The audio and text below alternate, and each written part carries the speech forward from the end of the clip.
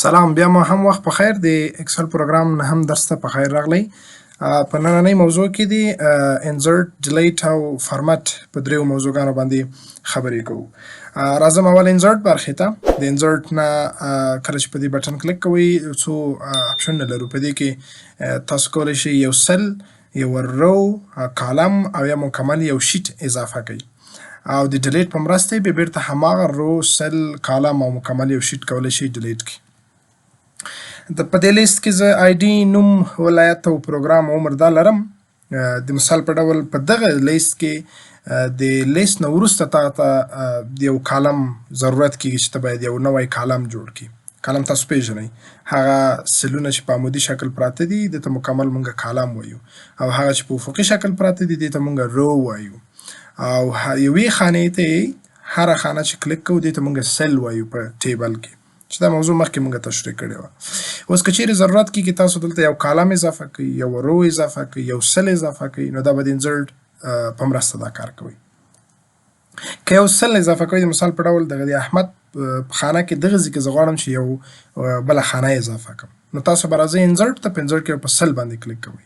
خو تاسو نه پوښتنه کوي وایي چې کله تاسو د احمد پر ځای غواړئ چې یو سل اضافه کړئ، نو خپله د احمد کومې خواته لاړ شي. که شفت سل لیفت کوي اوکې ورته وایي، نو احمد به راشي چپې خواته، او همداسې به دا ټوله ډیټا چپې خواته دې خوا راووځي. کنټرول زیډ ورته وایم. بیا راځم، بیا په سل کلیک کوم، بل وایي شفت سل ډاون. احمد په ځای د یوه خانه اضافه شي، خو خپله احمد دې ښکته راکوز شي. بیا به اوکې ورته وایي، په همدې ډول کېږي. احمد لاندې راکوزېږي او دلته د احمد پر ځای یوه خانه اضافه کېږي. دا د یوې خانې اضافه کولو لپاره تاسو د انزرټ سل نه کار اخلئ. انزرټ رو چې دی مکمل یو رو اضافه کوي.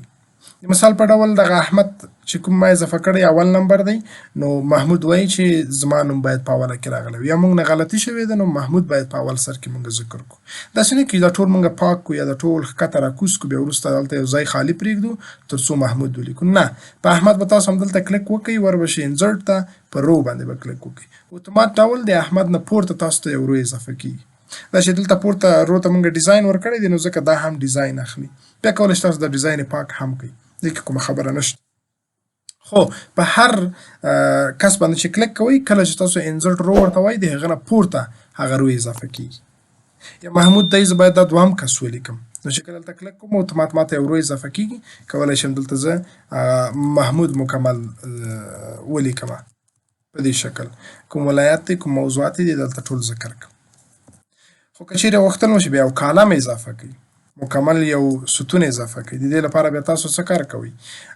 مثال نومونه مې لیکلي دي، د دغو زده کوونکو د پلار نوم ته هم ضرورت دی، هغه باید هم ذکر شي. نو دلته زه کوم کالم نه لرم د پلار نوم لپاره، نو همدلته د نوم باندې مو کلیک کړی دی، را به شئ انزرټ ته، په انزرټ شیټ کالم باندې به کلیک وکړئ. اتومات د نوم نه مخکې کالم اضافه کېږي. خو زه باید کلیک په ولایت باندې وکړم، تر څو راشم انزرټ ته، په انزرټ کالم باندې چې کلیک کوم، اتومات د ولایت کالم شاته موږ ته یو کالم اضافه کېږي. بیا کولی شئ تاسو دلته نوم ورکړئ. مثال دلته زه نوم ورکومه، د کالم نوم مې د پلار نوم. اوس کولی شئ د هر زده کوونکي لپاره د هغه د پلار نوم ذکر کړي.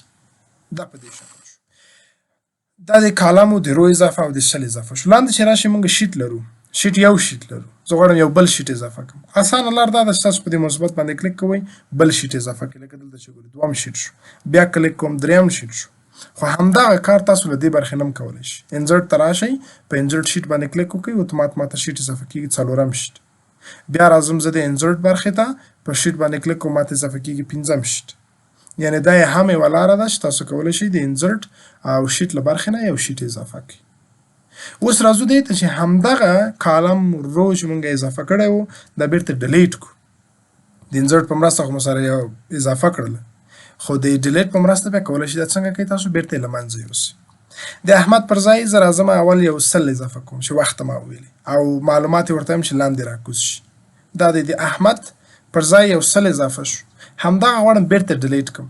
نو تاسو به راشئ ډیلیټ، په ډیلیټ سل به کلیک وکړئ.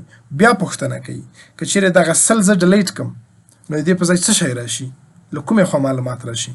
شفت سل رایټ، د ښي طرف نه معلومات راشي، شفت سل اپ، له لاندې نه پورته معلومات راشي. یعنې که دا سل ډیلیټ کړم، احمد دې پر ځای راشي. سمه ده، ته به اوکې ووایې، هغه به ډیلیټ شي، احمد به بیرته په خپل ځای لاړ شي.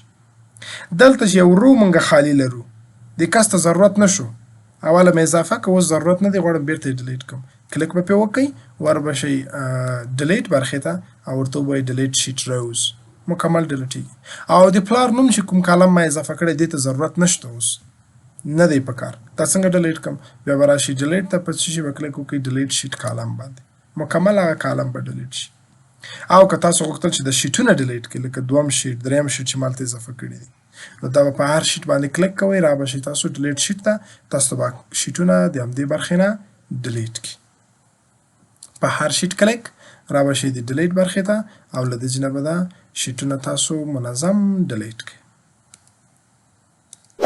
په دې شکل دا د انسرټ برخه شو دا د ډیلیټ برخه شو د فارمات په برخه کې یو څه مهم نور اپشنونه هم لرو نو که دا اوس زه تشریح کوم ویډیو اوږده کیږي او بیا تاسو ته خسته کنه تمامیږي نو د نن ورځې درس همدومره بس دی او نور به انشاءالله په راتلونکي ویډیو کې